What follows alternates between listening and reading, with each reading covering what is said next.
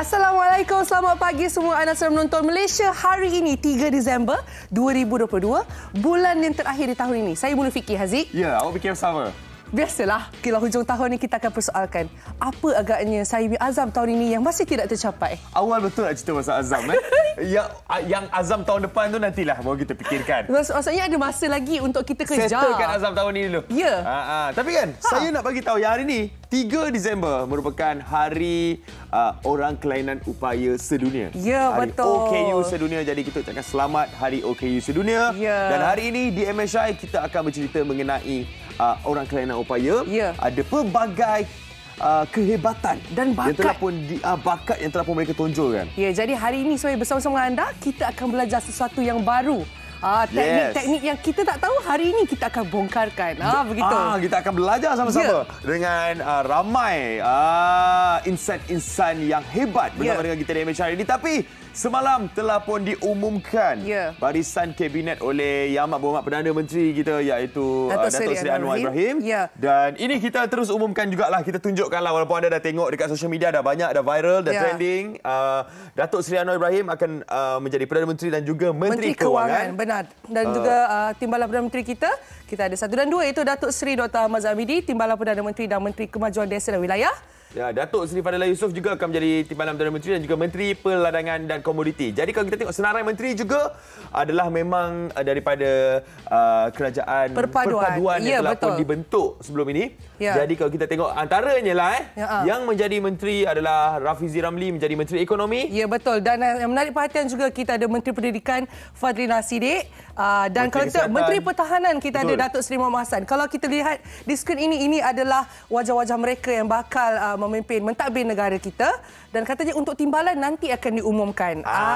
Mereka akan mengangkat sumpah hari ini, mengangkat sumpah jawatan mereka dan kalau kita tengok barisan ni yang telah pun diumumkan semalam mendapat pelbagai reaksi. Ya, betul. Dan di social media. Pastinya ini juga sesuatu yang baru untuk kita kerana ini kali pertamanya kita ada kerajaan perpaduan. Jadi pastinya kita tidak akan mendapat satu kelompok yang sama. Kita akan dapat kelompok campuran dari setiap blok parti. Jadi kami harap juga semua rakyat Malaysia memberi peluang dan ruang untuk mereka mengurus dan mentadbir negara kita untuk pemacuan ekonomi yang lebih baik, insya-Allah. Semoga mereka dapat memberikan yang terbaiklah untuk setiap kementerian yang mereka terajui. Okey.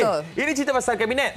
Malam tadi dan juga awal pagi tadi, macam-macam drama yang berlaku untuk Piala Dunia 2022. Di mana pukul 11 malam, South Korea buat kejutan. South Korea buat kejutan menewaskan Portugal 2-1, skor last minute. Dan mereka layak ke pusingan kedua. Saya memang puas hati sebab orang kata ni Asia lah. Suarez menangis. Ya ke, Aziz? Uruguay walaupun menang 2-0 tapi tetap tersingkir daripada Piala Dunia walaupun mereka menang 2-0 menentang Ghana. Itu cerita mengenai pukul 11 malam. Brazil kalah dah lawan Cameroon. Ini kalau nak tahu ni saya patah hati sedikitlah. Saya dari kecil yang masuk ke Brazil. Tapi dia kalah atau menang saya tetap sokong. Walaupun dia orang kalah, tapi dia orang tetap layak ke pusingan seterusnya. Itu good news. Macam Switzerland pula, mereka menang 3-2 lawan Serbia. Jadi mereka pun layak ke pusingan yang kedua. Dan malam ini akan ada perlawanan round of 16 di mana Netherlands akan bertemu USA. Pukul 3 pagi Argentina akan menentang Australia. Jadi kiranya kalau kita kongsikan jadualnya anda boleh pilihlah waktu mana nak tengok kan. Kadang-kadang tengok dua lah. Habis yang ni tengok yang ni. Itu dia. Orang kalau kaki bola mesti tak kisah. Tak kisah. Tak tidur berapa hari kan. Ya ke, Aziz? Ya, dah nasib. Malaysia dapat pukul 3 pagi punya game. Tak apalah. Asalkan happy lah. Asalkan kita happy lah. Asalkan kita tengok lah. World Cup bukan lama. Bukan selalu. 4 tahun sekali kan. Dan sekarang ni pula kita nak cerita ke cuaca pula. Sini. Tekan pula. Saya tekankan. Cuaca sebenarnya kalau kita jangkakan macam pagi ni pun hujan lebat sebenarnya di Kuala Lumpur. Dan di Alor Star pun, Haziq, memang dijangka hujan bersama dengan Kota Baru. Cuma kalau kita tengok Kuantan, Ipoh cerah. Senai, Putrajaya cerah. Putrajaya dijangka hujan pukul 10 nanti.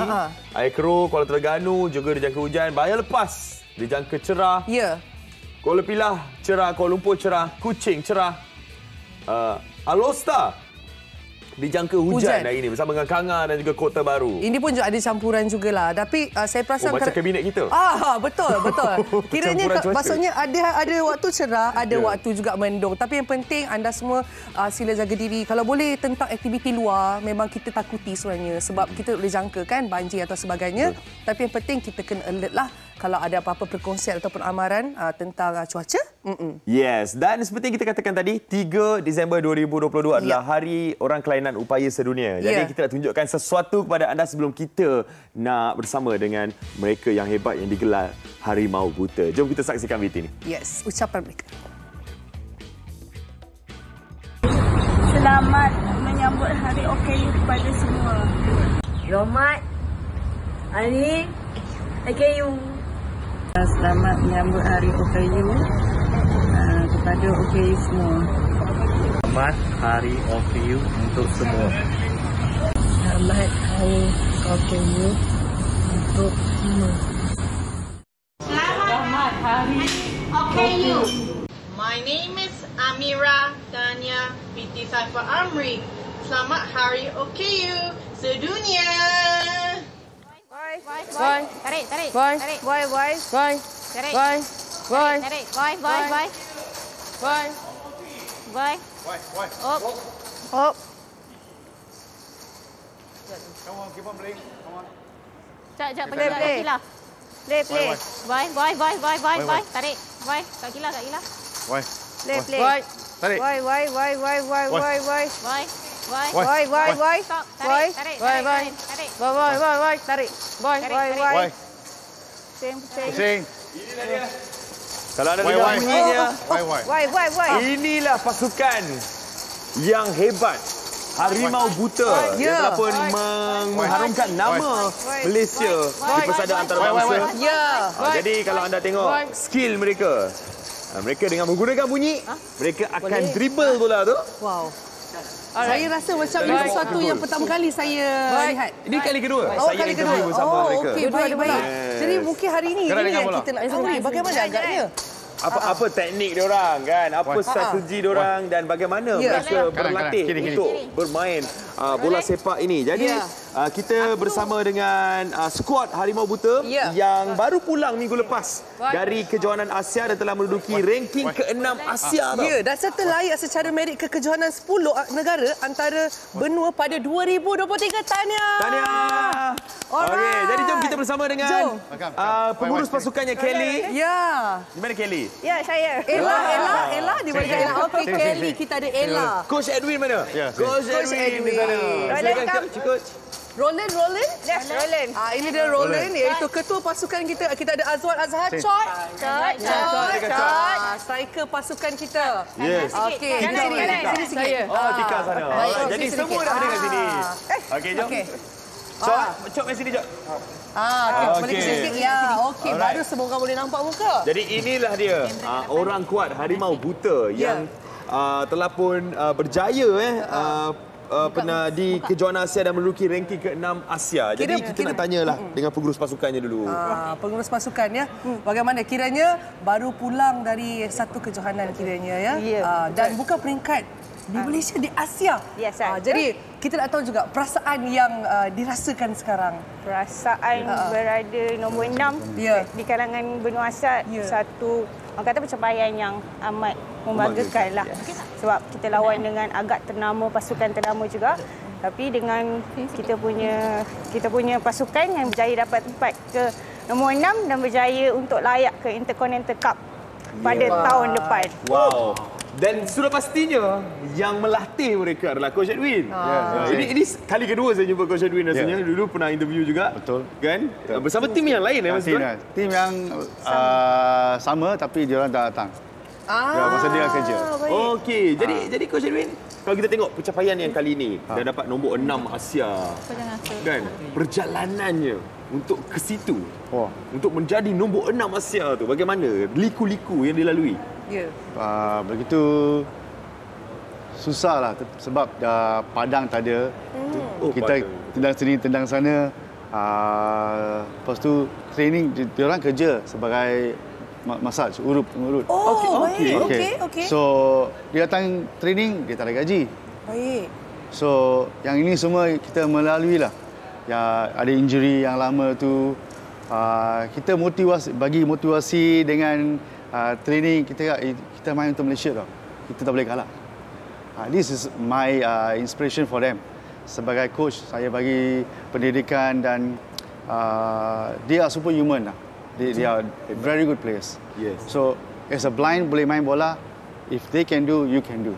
Wow. So pencapaian kita nak pergi nombor 6 tu memang susah. Padang tak ada lah, sini tu tak ada lah, player kurang sikit, demam lah, inilah COVID lah, all these things. So kita telah bercapai dan dapat nombor 6 dan lepas tu kita dapat pergi ke Intercontinental. So ini pencapaian yang terbesar untuk kita orang lah. Selain daripada SEA Games, kita sedang nunggu nak pergi Intercontinental. Yep. Baik. Okey, sekarang ni kita nak tanya Roland lah. Roland. Okey, Roland ni Roland mikrofon. Mikrofon. Okey. Baik, kita nak tanya Roland sebagai ketua pasukan Roland. Okey, ketua pasukan ni orang kata berat nak dipikul ya. Nak bawa tanggungjawab, nak bawa tim ni. Okey, mungkin kalau ceritakan kepada kami semua kan, apakah yang dibawa oleh anda? Apa maksudnya kita ada expectation, tapi awak sendiri apa yang awak bekalkan bila awak masuk kejohanan? Okay, secara jujur expectation kami adalah untuk layak Piala Dunia. Wow. Sebab diperlukan 4 yang dua tim setiap grup untuk layak. Cuma apakan daya, manusia hanya merancang, tapi yang menentukan adalah Tuhan. Ya, tapi untuk kami lepas ke Intercontinental Cup tu pun sudah terbaik seperti kata coach. Bukan mudah untuk kami melalui perjalanan tu. Bagaimana dengan keadaan kami tidak ada padang yang sepatutnya kami boleh berlatih tetap, sebab blind football diperlukan sideboard yang tetap. Maksudnya di tepi dia tu, kiri kanan tu kita ada board yang perlukan dia adalah pacak tetap di sana. So kami tidak ada padang yang betul-betul kami boleh training, dan sejujurnya kami perlukan padang itu supaya kami boleh terus training. Dan ya memang mencabarlah bagi kami untuk semua itu. Ya, jadi diharapkan agar hari ini dengan kehadiran mereka di Malaysia hari ini dapatlah orang yang sepatutnya buka mata untuk melihat sejauh mana sebenarnya Harimau Buta ni boleh pergi. Dan walaupun tanpa padang untuk mereka berlatih dan mereka boleh sampai ke tahap ini, bayangkan sahaja jika mempunyai fasilitasi yang lebih baik kan, dan kesihatan mereka lebih baik tentunya, saya pasti semua pun nak melangkah lebih jauh. Dan kalau kita boleh ceritakan tentang selain daripada cabaran mungkin tidak mempunyai padang yang sebenarnya, apa cabaran yang lain sewaktu di sana?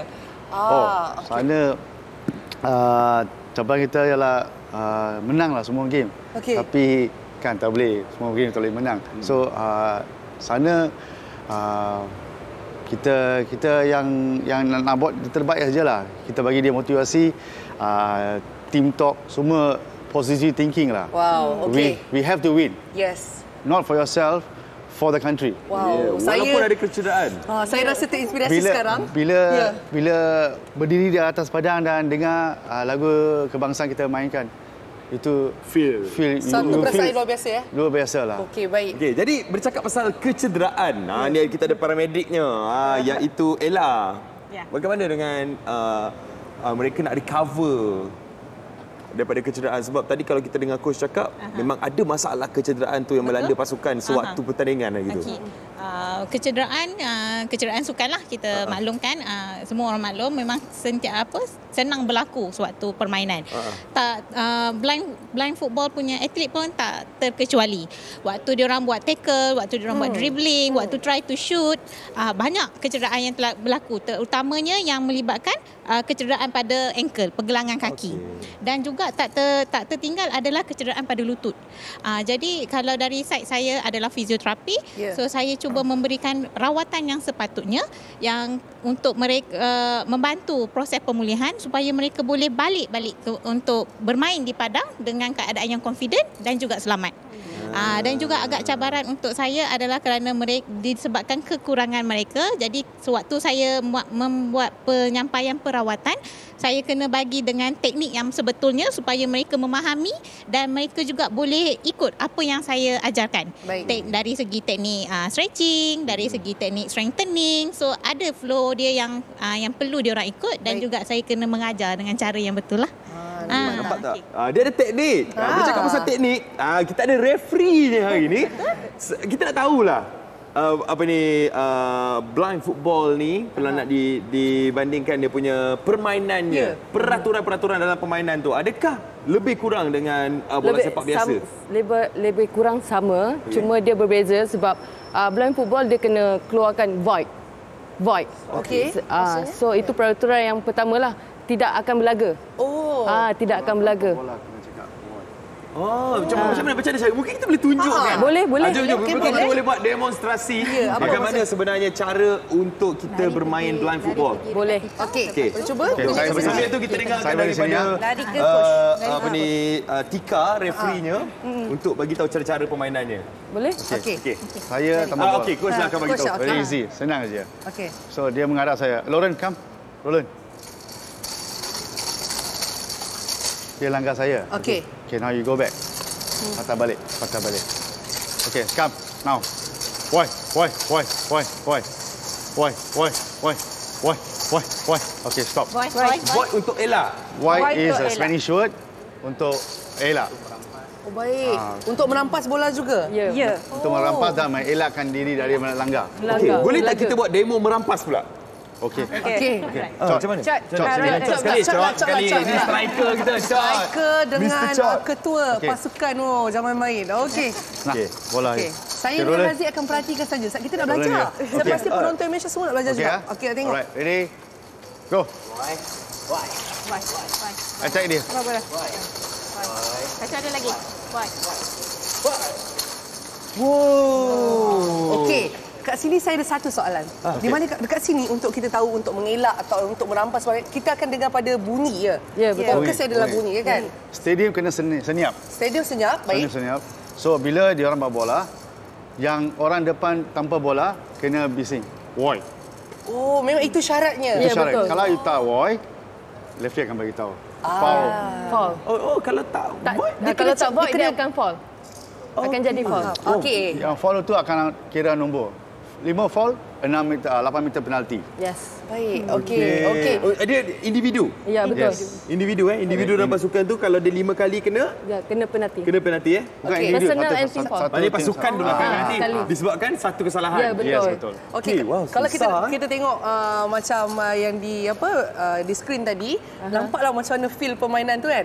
Tapi kita nak tahu juga kalau contohnya macam mereka bermain begini dan referee maksud referee memang kena sangat aktif lah, memang kena ikut dan memang betul-betul teliti. Ya, betul. Referee ni dia ada mata keliling. Dia kena ada mata keliling. Yes. Telinga kena peka. Telinga dengan mata kena peka. Okey, kalau bola sepak biasa 90 minit. Bagaimana dengan blind football? Blind football 20 15 minit. 15 minit kita 15, 10, 15. Tapi Half time tu 10 minit lah. Ya, betul. Dan tadi saya nampak bola ditendang dekat-dekat kan. Boleh tendang jauh tak? Boleh. Boleh. Shoot, pasti. Sudah pasti boleh shoot. Ya, betul. Sebab ada goal guard belakang goal post. belakang goalpost. Okey. Goalkeeper orang biasa celik. Goal guard ada 6 orang dalam pasukan bila you main. 4 orang buta, 2 orang celik. Goalkeeper celik dengan goal guard. Goal guard itu akan pergi ke tempat lawan. So, bila you bawa bola tu, dia akan bagi tahu ke mana nak sepak. Ada 2 orang, ada 3 orang, potong, shoot, tunjul. Macam tu. Okey. Dari situlah mereka dapat shoot ke tempat sepatutnya. Mungkin dia cakap kanan tonjol. Ya, betul. Kanan tonjol. In YouTube you can see Malaysian blind football. Boleh. Ya, betul. Maksudnya nak dapat tahu lebih clear kan? Okey, kita nak tanya Chot lah. Chot, awak sebagai striker. Sebagai striker kan. Striker ni selalunya orang kata memang orang paling penting lah selain daripada kapten. Jadi awak sendiri apa strategi awak ataupun tips yang awak boleh kongsi lah? Kalau saya sebagai striker peribadi saya, satu memang untuk arah kepada jaringan gol. Ya. Tapi kita bermain bukannya solo, bukannya single. Tapi kita bermain satu tim. Kalau saya tak mampu, ada kawan yang lain ada di belakang. So, jatuh bangun satu tim. Jangan kita bermain dengan satu orang. Hanya kita sahaja untuk berjuang untuk bawa tim. Padahal kita ada member lain, kawan yang lain, satu perjuangan, satu pengorbanan yang selama ni takkan kita nak bawa hanya diri kita untuk mengejar ataupun bergelar nama bahawa aku boleh skor. Dan datang ke Malaysia, oh ini orang ni yang skor. Padahal kita main satu tim. Tak ada orang lain, striker takkan mampu untuk dapat juga. Wow, nama ni adalah satu pasukan punya kebanggaan tau. Bukannya untuk mencari seorang-seorang je nak jadi top. Itulah maksudnya. Takkan jadi top seorang-seorang kan? Jadi top striker seorang-seorang. Kalau ia betul pun top tu sebenarnya sebab tim. Gitu. Okeylah. Jadi mungkin kalau kita nak tanya mengenai persiapan untuk Intercontinental yang bakal tiba tidak lama lagi ni. Jadi apa dah sampai mana dah persiapannya? Dah tahap berapa persen dah? Diorang sekarang ni baru balik daripada India 2 minggu lepas. So kita bagi diorang untuk tempoh bertenang dulu. So kita akan start balik dalam masa terdekat ni untuk start daripada awal balik lah. Sebab kita persiapan untuk APG lagi, untuk Intercontinental lagi. So kita tengok macam mana persiapan diorang. Baik, kita faham maksudnya baru pulang baru nak buat strategi. Roland, awak maksudnya dah kena bersedia ni Roland sebagai kapten pasukan ni kan? Mungkin harapan awak Roland untuk satu tim bagaimana untuk masa kehadapan ni? Tidak ada orang akan berharap gagal. Semua orang akan mahukan kejayaan. Jadi apa yang kami inginkan, kami mahukan kalau boleh kami dapatlah tempat pertama tu. Amin. Semoga Halimah Buta menjadi bukan setakat nombor 6, nombor 1 di Asia dan juga di dunia. Kan? Itu target coach sebenarnya. Betul. Semua coach nak kemenang aja. Mestilah menjadi nombor 1. So kita telah teliti bila dekat India macam mana keadaan pasukan kita. Sekarang kita buat postmortem. So sekarang kita akan buat training yang sepatutnya lah. Baik, saya sebenarnya sangat terinspirasi dengan tim Harimau Buta sebab bukan seorang sahaja, saya nampak semua tim bila bercakap penuh dengan inspirasi, penuh semangat, bangga sebagai seorang rakyat Malaysia, memang nak perjuangkan, nak bawa bendera kita, jala gemilang kita ke peringkat dunia. Wow. Bukan setakat pemain, coach, tim dan referee-nya pun bersemangat. Semua paramedik semua hebat. Baik, sekarang ni kami semua nak saksikan lagi, mungkin boleh demokan lagi dengan kami mungkin cara permainan. Boleh. Blind football boleh kita lakukan? Boleh. Baik. Ke nak kita jadi pertahanan? Boleh. Kita jadi defense. Saya akan hantar saya punya wakil daripada MHI iaitu Haziq Husni untuk menjadi pertahanan. Come on. Kita pakai golfing sekali. Boleh merasa? Boleh. Haziq boleh. Saya nak kena buat apa? Okey, coach kena bagi tahu. Dia kena buat bila tanpa bola, void. Kalau tidak, kalau sambil saya cakap void tu saya boleh ambil bola. Boleh. Okey, kalau boleh. Kalau saya cakap void, jumpa dekat universiti. Masuk tadika balik. Okey, mari kita cuba. Bukan universiti tu, universiti hospital. Universiti hospital. Wow. Okey, ingat cakap void Haziq Saya berada di tempat yang betul sekarang, coach. Okey, referee. Silakan referee. Okey, penonton MHI ini dia. Sana, saya belakang sini. Okey. Shot sini. Shot dengan abang ni. Sekali, Roland seorang. Shot tim saya Shot, kita tim shot. Okey, Roland. Move. Roland. Move. Roland. Boy. Roland. Rampas bola. Rampas bola aja. Kejar. Bola. Boy. Mana bola dia? Bola. Kanan. Boy. Tarik. Boy. Okey, pergi belakang. Terus. Boy. Terus. Roland, here. Roland, passing. Pas. Kanan. Roland. Boy. Roland, back heel. Boy. Boy. Mana bola? Boy. Boy. Attack dia, Roland. Okey, lepas tu Shot, attack dia. Ada bola. Roland lepas bola. Saya pula ambil. Saya salah passing ke? Dah passing dah Haziq. Nampak tak? Haziq boleh buka dah? Okey, itu dia. Macam mana perasaan pengalamannya? Wow. Susah ke? Saya kagum. Susah ya? Saya sangat-sangat kagum. Bukan senang untuk kita main blind football ni.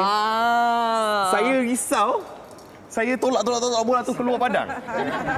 Baik, jadi ini sebenarnya pengalaman untuk kita semua dan kalau nak tengok lagi katanya boleh tengok di YouTube ya. Blind football okey. Jadi kepada anda semua, kita semua hari ini belajar sesuatu yang baru. Termasuk Aziz. Saya nak bagi satu. Saya nak terima kasih kepada MSN dengan Dr. Nick Ambulance yang bagi sponsor baju ini. Terima kasih MSN dan Dr. Nick Ambulance. Terima kasih. Yang semangat-semangat lain pun terima kasih.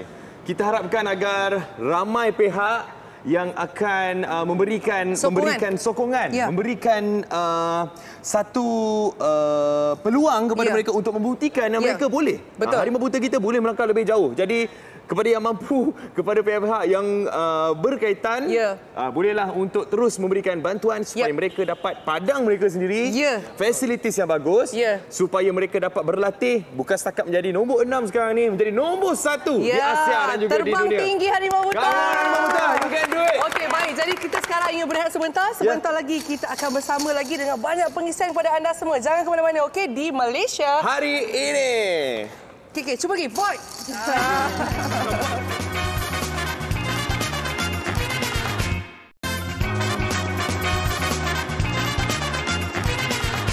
Kembali bersama kami dalam Malaysia hari ini. Tarik nafas sebentar.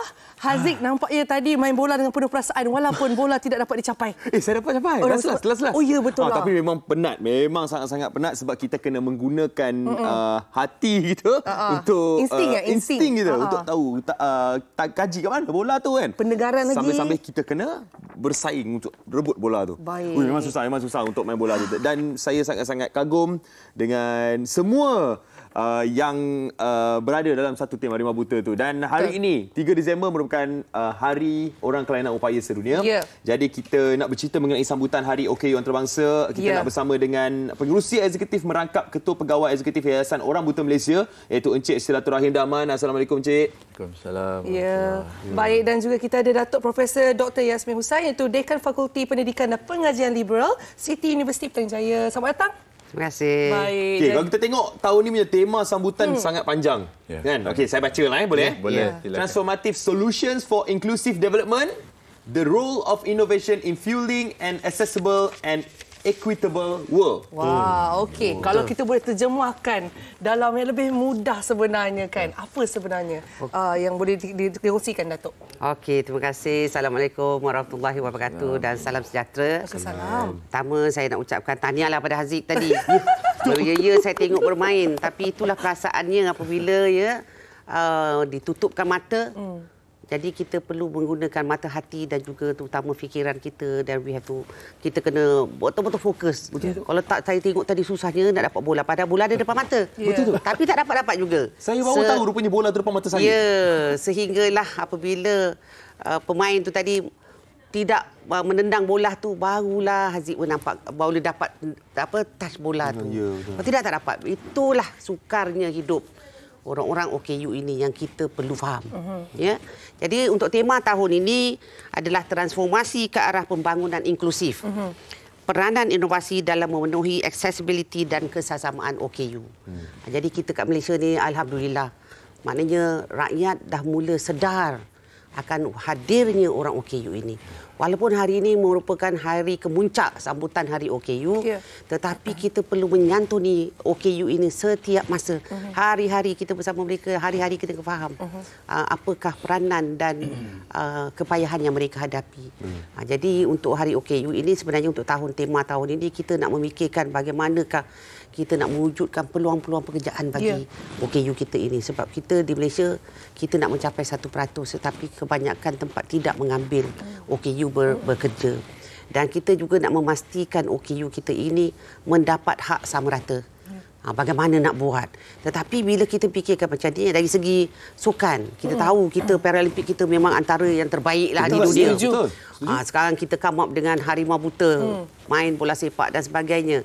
Jadi cikgu saya, cikgu daripada Sekolah Menengah Kelang, membina inovasi, Cikgu Azam membuat inovasi bagaimana anak-anak yang buta ni tadi, yang kurang upaya penglihatan ini dapat berlari bersama dan mereka berjaya berlari 5 km menggunakan alat inovasi itu tadi.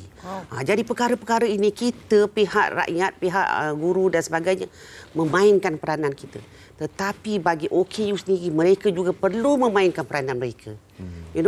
Jangan tunggu hanya kita saja memberi, tapi mereka juga perlu memainkan peranan, terutamanya dari segi mungkin peningkatan profesionalisme mereka. Belajar terus belajar. Ibu bapa juga memainkan peranan penting. Bagaimana nak memastikan anak-anak ini meneruskan kesinambungan kehidupan dan meningkatkan kemahiran-kemahiran yang pada mereka. Ini semua yang kita kena fikirkanlah untuk hari OKU. Itu pembukaan mengenai hari sambutan Hari OKU Antarabangsa 2022. Jadi kita nak borak juga dengan pengerusi eksekutif merangkap Ketua Pegawai Eksekutif Yayasan Orang Buta Malaysia, di mana Encik Silatul Rahim Dahman. Mungkin boleh ceritakan dulu berapa ramaikah sebenarnya, kalau kita nak kira lah, nak bagi tahu jumlah mereka orang kelainan upaya di Malaysia, dan juga berapa ramaikah yang OKU penglihatan di Malaysia? Baik. Terima kasih. Menurut statistik yang dikeluarkan oleh WHO, World Health Organization, setiap negara akan mempunyai sekurang-kurangnya 10 hingga 15% yang rakyatnya OKU dari pelbagai kategori. Jadi kalau kita tengok Malaysia sekitar 30 ke 32 juta population pada hari ini, maka kita boleh anggarkan OKU di Malaysia berada di sekitar 3 ke 4.5 juta orang. Itu keseluruhannya. Keseluruhan. Bagi OKU penglihatan yang berdaftar dengan JKM sudah melebihi 50,000, di sekitar 52-54,000, lebih kurang begitu. Ini angka yang besar. Jadi tema tahun ini sebenarnya melaung-laungkan perubahan dasar, penghijrahan dasar dari semua lapisan, khususnya institusi dan agensi yang menyediakan kemudahan kepada OKU ini, agar mengambil kira semua pembangunan dan inovasi itu bersifat inklusif. Jangan kita anggap yang keperluan untuk OKU itu adalah sesuatu yang bersifat afterthought thinking, iaitu perubahan yang harus dibuat di kemudian hari. Sebenarnya keperluan asas itu dalam semua sektor lah, pendidikan, pekerjaan, infrastruktur, sukan, politik, ekonomi, sosial, hiburan, hendaklah mengambil kira keperluan 7 golongan OKU di Malaysia ini daripada awal, agar kita tidak perlu memikirkan perubahan yang harus dibuat di kemudian hari untuk keperluan mereka. Kerana itu satu pembaziran. Setelah sesuatu sistem, sesuatu kemudahan itu disediakan, kemudian perlu diubah suai pula. Jadi saya sebagai salah seorang aktivis lah, saya anggap diri saya ni kepada golongan OKU, dan salah seorang pemikir untuk pembangunan OKU ini, ingin menyeru kepada semua institusi, sama ada kerajaan maupun badan bukan kerajaan, NGO maksud saya, untuk melihat setiap pembangunan dan inovasi itu secara menyeluruh dan holistik, agar semua rakyat, khususnya OKU yang dianggap 4.5 juta itu tidak dipinggirkan, dan mereka harus diberi peluang yang sama rata seperti mana yang disebut di dalam tema tahun ini. Kena dengan tema inklusiviti katanya. Jadi kalau kita boleh bercakap sedikit, Datuk, iaitu tentang inklusiviti lah. Jadi sejauh mana sebenarnya pelibatan OKU di Malaysia ni, kalau kita bercakap daripada segi politik, ekonomi dan juga sosial. Kalau kita lihatlah secara general. Kalau kita lihat di Malaysia ni, seperti saya katakan bahawa kita sebagai rakyat Malaysia memang bernasib baik. Walaupun OKU banyak telah dilibatkan bersama. Contohnya dalam pilihan raya lepas, kita ada seorang OKU fizikal yang juga masuk bertanding. Doesn't matter, yang penting rakyat menerima. Kemudian dari segi pekerjaan, peluang-peluang pekerjaan, dari segi pendidikan, Kementerian Pendidikan Malaysia, Kementerian Pengajian Tinggi, pihak kami berusaha untuk memastikan anak-anak ini dapat belajar dengan baik. Kita ada sekolah-sekolah pendidikan khas untuk orang kurang pelajar yang layman term lah, kita buta ataupun kurang upaya penglihatan. Kita ada sekolah pendidikan khas untuk pendengaran. Kita ada program integrasi untuk masalah pembelajaran. Kita juga dah bina sekolah untuk pendidikan khas vocational bagi anak-anak ni. Jadi kita dah buat macam-macam. Universiti pun, contohnya UM, UKM, yang universiti swasta, universiti yang saya berada sekarang ni, City University, juga kita menerima kehadiran pelajar-pelajar ini. Sebab kita nak memastikan apa yang kita nak tengok adalah kita membina talent development bagi anak-anak ni. Dia masuk pelajaran kita dan kita pastikan mereka bersama kita dalam menyambut peluang-peluang pekerjaan itu. Jadi memanglah apa saja dalam nak buat polisi negara Malaysia, kami sebagai ahli majlis kebangsaan bagi orang kurang upaya, kita ada macam-macam lagi. Semuanya kerajaan libatkan pihak-pihak kita bersama dengan OKU untuk sama-sama menggubal dasar dan polisi bagi kepentingan negara Malaysia, bagi kepentingan OKU di Malaysia ini. Itu sebenarnya adalah satu pendekatan yang saya rasa mengagumkan dan sangat baik kerana melibatkan semua pihak ya. Dan itu sebenarnya ingin dicapai kan? Ya. Dan mungkin bagaimana pula dengan pelibatan dalam bidang perniagaan? Encik Suratul. Ya, salah satu bidang yang kita kita promosikan adalah usahawan di kalangan OKU. Cuma yang kita kena fikirkan usahawan yang bagaimana yang boleh mereka usahakan. Mereka terutama OKU penglihatan tidak boleh menjadi pemandu e-hailing mereka tidak boleh menjadi usahawan yang menjaga di tepi jalan for example Jadi usahawan yang harus bersifat inklusif, yang mungkin boleh dibuat dari rumah, ataupun yang saya pernah terfikir tapi belum dapat dilaksanakan adalah kita memperkenalkan Inclusive Business Center, pusat perniagaan inklusif, yang di dalamnya terdiri daripada pelbagai OKU yang mempunyai kemahiran yang berbeza-beza. Contohnya, ketika orang yang tidak dapat mendengar boleh menjalankan kerja-kerja multimedia, yang tidak dapat melihat pula boleh membuat pemasaran melalui telefon, telemarketing. Manakala yang cacat anggota mungkin boleh membuat kerja-kerja pentadbiran. Dan perkhidmatan yang ditawarkan oleh Inclusive Business Center ini adalah untuk orang awam. Bukannya OKU berniaga sesama OKU. Ia mesti bersifat komersial dan mempunyai nilai yang sama seperti perniagaan yang lain. Dan sekarang ini untuk kita membuat kerja-kerja secara remote, maksud saya, adalah perkara biasa.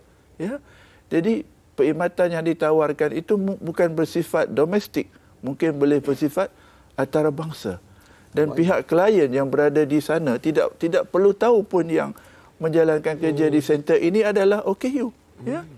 Ini satu idea yang mungkin sampai masa saya tak pasti pihak mana, mungkin pihak kementerian, mungkin pihak NGO bergabung tenaga dan wang ringgit untuk membangunkan Inclusive Business Center ini. Baik. Sebenarnya kalau memang banyak perkongsian dan sangat menarik dan juga banyak idea yang dikongsikan untuk kita semua sama-sama buka kita punya pandangan, buka mata hati kita untuk sama-sama kita mengangkat mereka, menyantuni semua OKU di luar sana kerana mereka sebenarnya mempunyai sesuatu yang luar biasa yang boleh digunakan untuk semua orang sebenarnya. Itu adalah satu idea yang sangat bagus yang kita dengar. Saya suka pusat inclusivity yang untuk usahawan tu. Dan diharapkan dengan sambutan Hari OKU Sedunia hari ini dapatlah ramai pihak di luar sana buka mata untuk melihat sebenarnya banyak peluang dan juga kehebatan, bakat daripada orang Kelantan Upaya. Yang saya boleh ambil sikit tadi, peluang pekerjaan, hak sama rata untuk semua OKU ya. Baik, kita nak ucapkan terima kasih banyak-banyak kepada Cik Satu Rahim Dahman dan juga Datuk Profesor Dr. Yasmin Hussain sudi bersama kami untuk hari OKU hari ini. Kan Haziq, kita nak rehat sekejap Haziq. Nak berehat dah? Nak berehat sekejap. Okey, kembalinya kita selepas ini ada banyak lagi segmen-segmen menarik di MSI. Kembali selepas ini. Terima kasih.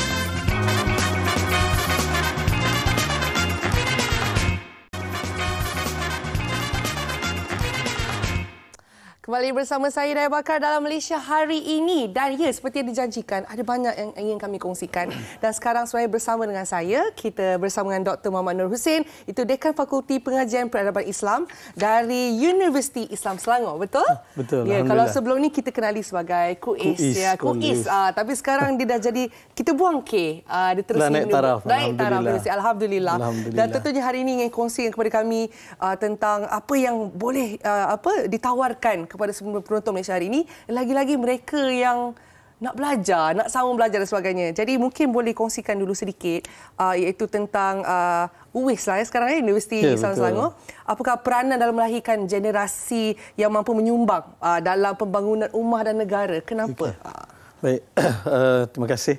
Pertamanya suka untuk saya kongsikan berita gembira bagi seluruh warga Kolej Universiti Islam Antarabangsa Selangor dulunya, dan alhamdulillah kita telah diberikan kelulusan oleh Kementerian Pengajian Tinggi untuk kita dinaikkan taraf sebagai Universiti Islam Selangor. Dan kalau tidak ada apa-apa arah dengan doa dayah juga, mudah-mudahan insya-Allah pemasyhurannya kita akan buat pada bulan Februari 2023 insya-Allah. Tak lama dah tu. Sempena ulang tahun penubuhan kuis pada Februari itu. Insya-Allah. Dan di Universiti Islam Selangor ini antara slogan yang kita ulang-ulang ialah di sini lahirnya dai, ulama dan umara. Tiga komponen itu. Di sini lahirnya dai, ulama dan umara, dan saya cuba fokuskan kepada aspek dai. Seperti yang kita sedia maklum, Allah Subhanahu Wa Taala sebut sebagai satu pengiktirafan dan juga penghargaan kepada kita, kuntum khaira ummatin ukhrijat linnas. Dua benda di situ.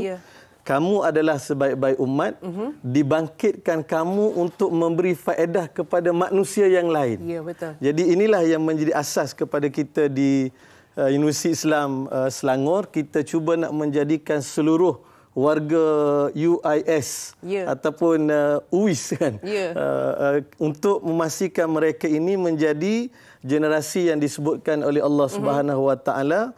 Pertamanya ialah sebaik-baik umat. Yang kedua ini mereka memberikan yang terbaik untuk umat. Memberikan faedah untuk umat. Dan inilah elemen da'i yang kita terapkan dalam program-program pendidikan yang ada, program-program pengajian yang ada. Sama ada dia bidang pengajian Islam ataupun dalam bidang sains teknologi ataupun dalam bidang muamalah. Bila mereka turun kepada keluarga mereka, mereka memberikan yang terbaik untuk keluarga mereka. Asasnya kiranya ya? Ya, betul. Itu yang penting tu, walau apa sahaja bidang khusus yang mereka ceburi.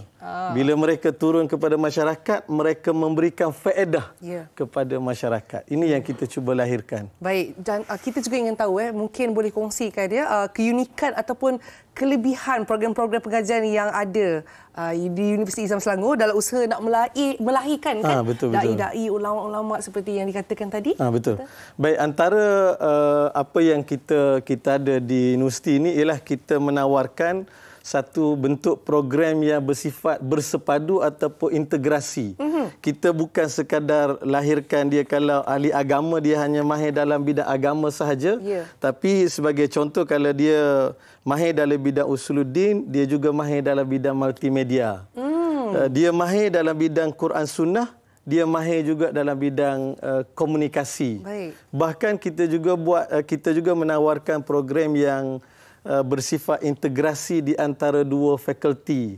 Kan sebagai contoh ada syariah, muamalah.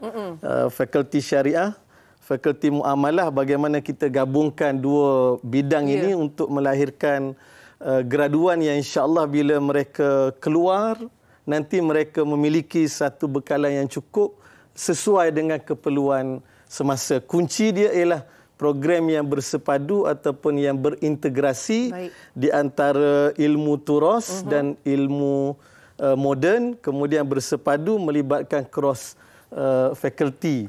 Dan juga kita di universiti ini sebagai persiapan untuk kita melahirkan da'i, kita juga libatkan mereka dengan program yang berbentuk turun lapangan. Oh, turun lapangan. Maknanya bukan hanya mereka belajar dalam kelas. Teori sahaja bukan? Bukan. Tapi mereka akan ada program yang berkala untuk mereka benar-benar menyelami keadaan masyarakat di luar sana.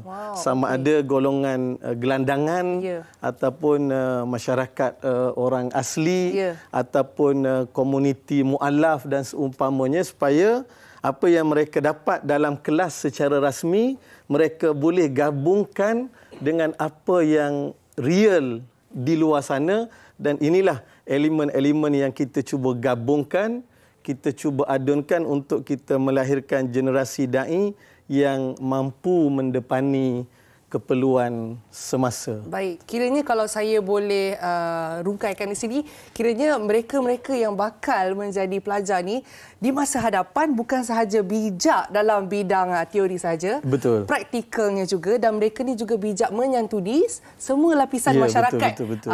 Kan, wah, saya pula rasa macam saya nak pergi belajar balik ni. Dialu-alukan. Kita alu-alukan. Dan tentunya ada pelbagai jenis kursus ya. Kami ada pelajar yang semester akhir diploma Al-Quran dan As-Sunnah, umurnya 60 lebih. Masya Allah. Jadi kalau Dayah rasa muda lagi, tak ada masalah. Ya, itu bukan alasan lah maksudnya. Betul. Kita soalnya belajar ni sampai bila-bila. Dan tak pernah merugikan kalau kita mencari ilmu. Ya.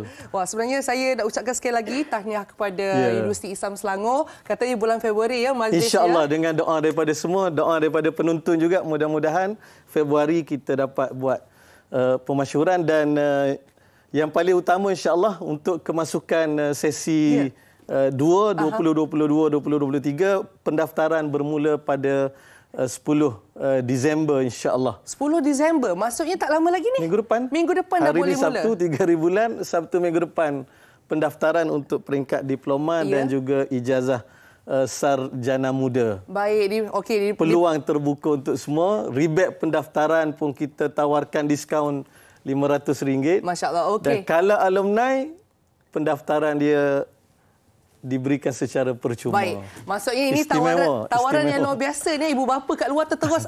Cepat nak masuk mana ni? Universiti Islam Selangor. InsyaAllah minggu depan ya kita mula intake. 10 hari bulan insyaAllah. 10 hari bulan. Terima kasih. Kita ucapkan sekali lagi kepada Dr. Muhammad Darul Husain, itu Dekan Fakulti Pengajian Peradaban Islam daripada Universiti Islam Selangor. Yang penting berbalik pada apa yang saya sebut tadi ialah kita kena sedar yang kita adalah sebaik-baik umat, mesti menyumbang sesuatu untuk manfaat semua. Baik, insya-Allah. Baik, terima kasih. Jadi sekarang ni kita nak berehat sebentar. Selepas ni Haziq katanya ada juga perkara nak dikongsikan dengan tetamu kita selepas ini. Jadi jangan ke mana-mana, terus bersama kami dalam Malaysia Hari Ini.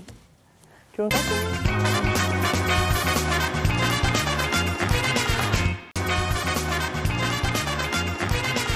Ya, kembali bersama MS Syai. Haziq bersama dengan anda pagi ini. Kepada anda yang sedang mencari kerja, ini anda kena tengok sampai habis. Sebab kita nak cerita mengenai Selangor Mega Job Fair yang bakal berlangsung pada 10 dan juga 11 Disember 2022 ni. Jadi hari ini kita bersama dengan Yang Berhormat Tuan Muhammad Khairuddin bin Osman, Esko Generasi Muda Sukan dan Modal Insan Selangor. Assalamualaikum Tuan. Salam Haziq. Ya, hari ini kita nak cerita mengenai Selangor Mega Job Fair. Betul. Kali pertama bulan Jun. Betul. Sukses.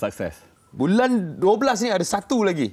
Adakah disebabkan suksesnya bulan Jun baru buat bulan 12 atau memang daripada asal perancangannya memang begitu Tuan?